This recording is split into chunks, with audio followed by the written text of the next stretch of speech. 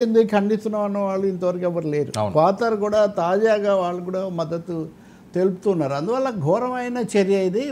ఒకటి అందరూ ఊహించిందే, ఏదో ఒకటి ఊహించిందే కానీ ఊహకు అందని విధంగానే ఈ దాడి జరిగింది. పాకిస్తాన్ యొక్క నవనాడులు ఒకేసారి స్తంభింపచేసే విధంగా వీటి మీద చేసినటువంటి దాడి గతంలో చేసినటువంటి సర్జికల్ స్ట్రైక్ 9 చోట్ల వరుసగా 9 కేంద్రాల మీద ఇవి ఖచ్చితంగా భారతదేశం చాలా జాగ్రత్త తీసుకుంటుంది. మేము సైనిక స్థావరాల జోలికి పోలేదు, మేము యుద్ధం చేయలేదు.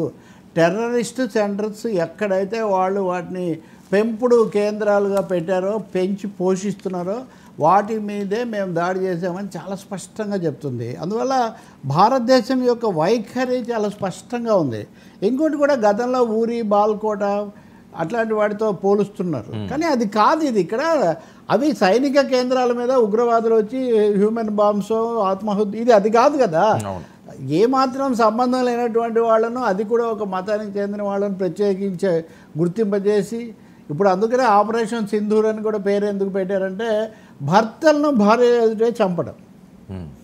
అది కూడా మతం అంటే బహుశా హిందూ మతం అనుకుంటే ఆ కోణంలో చూస్తే చనిపోయిన వాళ్ళది అది, కాబట్టి వాళ్ళకి చాలా గొప్పగా చూసేది సింధూరం. కాబట్టి సింధూర్ అనేటటువంటి పేరు పెట్టడం కానీ, ఈరోజు అక్కడ చెప్పినటువంటి ఇద్దరు కూడా మహిళా అధికారులతో చెప్పించడం కానీ, ఇవన్నీ కూడా చాలా జాగ్రత్తగా వ్యూహాత్మకంగా సెంటిమెంటల్గా కల్చరల్గా ఆలోచించి చేసినవే అని అనిపిస్తుంది. కానీ ఎందుకు 2 వారాలు సమయం తీసుకున్నారు?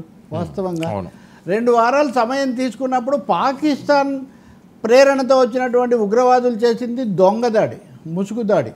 అది హత్యాకాండకు వాళ్ళు అక్కడ పథకం వేశారు. కానీ ఇక్కడ అది కాదు. భారతదేశం కుల్లంకుల్లా ప్రపంచం అంతటి ముందు చెప్పి మరి, ప్రధానమంత్రి మాట్లాడి మరి, దేశమంతా మాక్ డ్రిల్స్ చేస్తామని ప్రకటించి మరి చేశారు.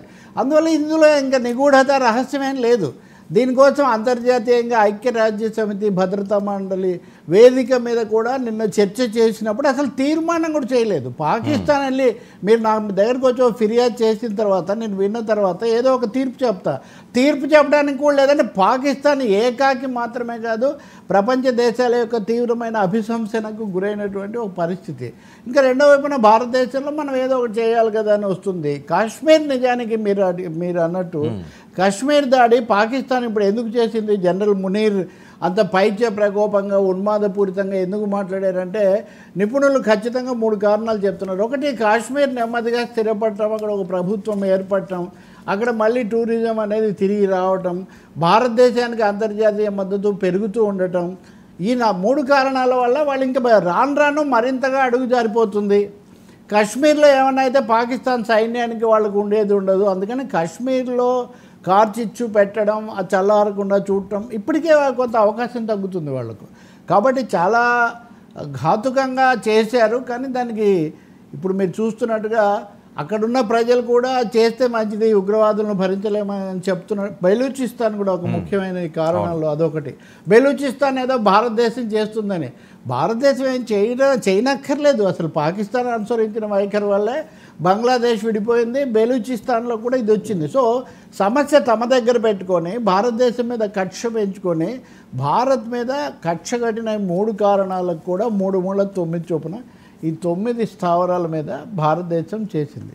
కాబట్టి ఎమోషనల్ కాదు, ఇది చాలా వెల్ ప్లాన్డ్. ఎంత వెల్ ప్లాన్డ్ ప్రిసైజ్ అటాక్ అంటే చూస్తున్నారు కదా ఆయుధాలు, ఆ మిసైల్స్ కానీ అవి చాలా 250 కిలోమీటర్ల వరకు ఇంకేమాత్రం తప్పిపోకుండా, ఆ డ్రోన్స్ కూడా చాలా అక్కడ జరిగే వాటన్నిటి కూడా ముందే పసిగట్టగలిగినవి. కాబట్టి భారతదేశం యొక్క వ్యూహాత్మక సామర్థ్యము, రెండవది సంయమనము, మూడవది ఆయుధాల యొక్క సామర్థ్యం కూడా ఎలా పదును పెట్టారనేవన్నీ తెలుస్తాయి. ఇది నిస్సందేహంగా నిర్ఘాంతపరిచింది. చాలా రోజులుగా ఇదిగో పులి అదిగో పులి అన్నట్టుగా భారతదేశం ఇలా చేస్తుంది అలా చేస్తుంది అని పాకిస్తాన్ సైనిక కూటమి బెదరగొడుతూ ప్రపంచాన్ని అంతా కూడా ఏదో వీళ్ళ మీద ఫిర్యాదు చేస్తూ వచ్చింది. కానీ తీరా ఎవరి మీద వాళ్ళు ఫిర్యాదు చేశారో వాళ్ళే దాడి చేసేసరికి ఏం చేయలేకపోయింది ఇప్పుడు. కాబట్టి ఇప్పుడు ఏం చేస్తున్నారు మీరు చూడండి. భారతదేశం మేము పౌరుల మీద కానీ సైన్యం మీద కానీ దాడి చేయలేదు అని మన సైన్యం కానీ ప్రభుత్వం కానీ చెప్తుంటే వాళ్ళు నేరుగా వచ్చి పౌరుల మీదే దాడి చేస్తున్నారు. ఇక్కడ గుర్తించాల్సిన అంశం ఏమంటే 10 రోజుల్లో మనం సైన్యం వ్యూహం ఏంటి వీటి మీద చర్చ ఇండియా భారతదేశంలో ఎక్కువ ఫోకస్ అయింది. కానీ పాకిస్తాన్ సైన్యం ఈ 15 రోజుల నుంచి కూడా సరిహద్దుల్లో ఎల్ఓసి దగ్గర కాల్పులు జరుపుతూనే ఉన్నారు వాళ్ళు. నిన్న కూడా చేశారు. 3 చనిపోయారు. భారతదేశం కూడా 6 నిర్ణయం తీసుకోవడానికి ముందు 3 సివిలియన్స్ పౌరులు చనిపోయారని ఒక ప్రకటన వెలువడింది. మీరు చూడాలి. అంటే ఎప్పుడైతే సైన్యం ఎల్ఓసి దాటి వచ్చి సరిహద్దు దాటి వచ్చి వస్తుందో అప్పుడు ఒక దేశానికి ఆటోమేటిక్గా ఆత్మరక్షణ పౌరులకు సంబంధించింది వస్తుంది. కాబట్టి ఇప్పుడు కూడా ఇంత సూటిగా వెళ్ళి గేదెలు కూడా చనిపోయాయి అక్కడ దాడులు అంటే వాళ్ళు చేయగలిగింది ఏంటి? భారతదేశమేమో ప్రపంచానికి చెప్పి ఒక క్రమ పద్ధతిలో సైన్యాన్ని త్రివిధ దళాలను సిద్ధం చేసింది. ప్రధాని స్వయంగా ఈ చర్చలు వీటన్నిటిలో కూడా పాల్గొన్నారు. ఇంకొకటి ఏమో గతంలో లాగా మెరుపు దాడి కాకుండా అప్పుడు మెరుపు దాడి పాకిస్తాన్ మీదగా దేశ ప్రజలకు కూడా మెరుపు దాడిలాగా తయారైంది. కానీ ఈసారి మెరుపు దాడి కాదు. ఇది చాలా స్పష్టంగా అందరినీ చెప్పి దేశ ప్రజలను రాజకీయ పక్షాలను అఖిల పక్ష విశ్వాసంలోకి తీసుకొని ఒక సర్వసన్నద్ధతతో సమైక్యమైన పద్ధతిలో దాడి జరగటం అన్నది ఈసారి మనం చూసే ఒక ముఖ్యమైన విషయం. అందుకే మీరు చూస్తే ఇప్పటికి రేవంత్ రెడ్డి కానీ స్టాలిన్ కానీ ఇంకా చాలామంది ముఖ్యమంత్రులు పూర్తిగా పొద్దున్నే వాళ్ళ మద్దతు తెలపడం మీతో ఉంటామని రాహుల్ గాంధీ చెప్పారు, ఓవైసీ చెప్పాడు. వీళ్ళందరూ అన్ని పార్టీలు కూడా చెప్పేసాయి. కాబట్టి దేశం ఒక తాటి మీదకి వచ్చి చెయ్యడం అన్నది చాలామంది చెప్పింది ఇదే. కశ్మీరీలను దేశాన్ని ప్రపంచ మద్దతు భారతదేశానికి అపారమైన నైతిక మద్దతు ఉంది. నైతిక మద్దతు సైనిక సన్నద్ధత